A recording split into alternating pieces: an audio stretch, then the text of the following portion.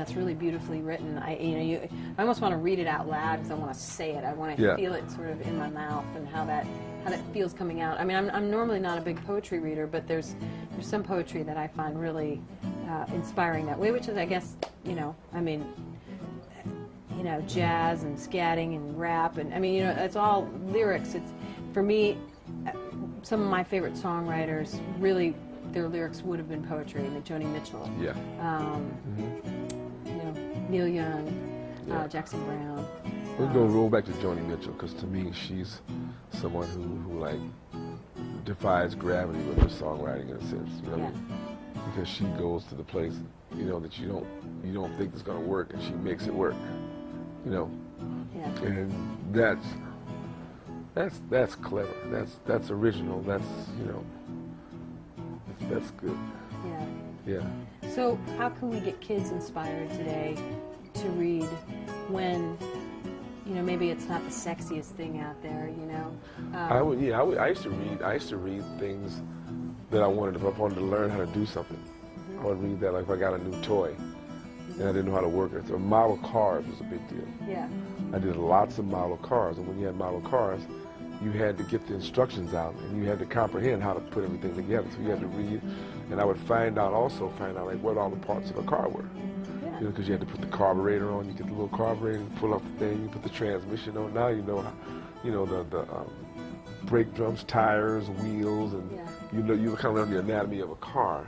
And you have to read at the same time instructions on how to put the paint on. Like, first step of painting the car, first prime the, then do this and do that. So I found that doing things that I was interested in really inspired me to read. But I learned how to read after, before I got to school, because I didn't go to kindergarten, so I didn't learn this stuff. I learned my alphabets at home and stuff like that. Who taught you how to read?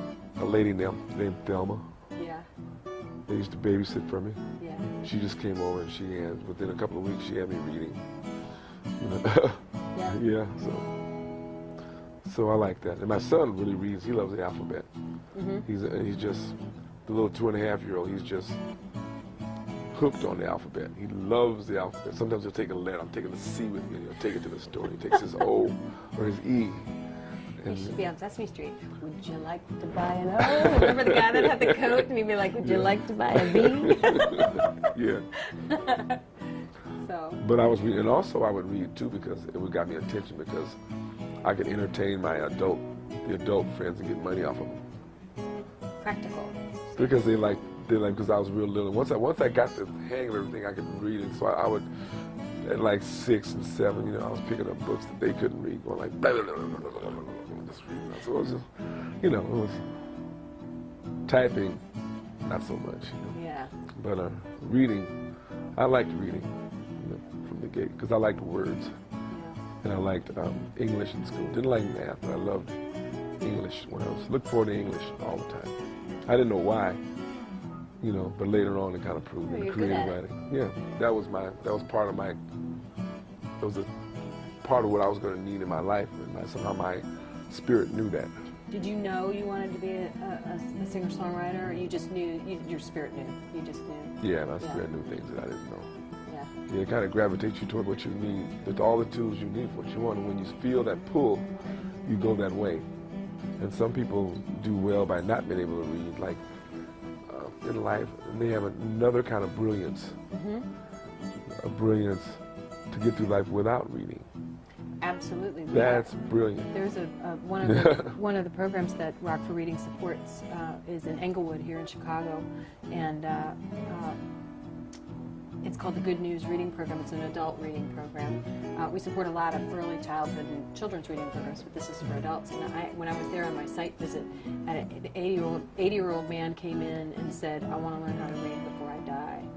And I was just so, I'm like, give them the money! But I was so moved by that, because I thought, first of all, he got through life for 80 years without being able to read. I mean, and, supporting a family, and I just, I think that's more common than we think. And reading on deeper levels too, to learn how to read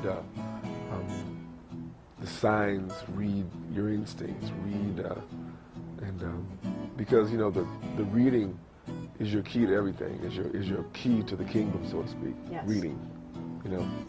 Well, even if it's just as simple as reading, being able to read the medicine bottle so you know what to give your kid when they're sick, and that's just basic functional living skills reading. Right. Then there's the reading that allows you to dream and be able to enrich yourself. And reading is magical. Reading is even more magical than math, I think. But reading and reading, writing, and arithmetic, the golden principles. But if you learn how to read, even if you don't know math, if you learn how to read, you're good. You can write then. You can write and you can learn anything. If you just read,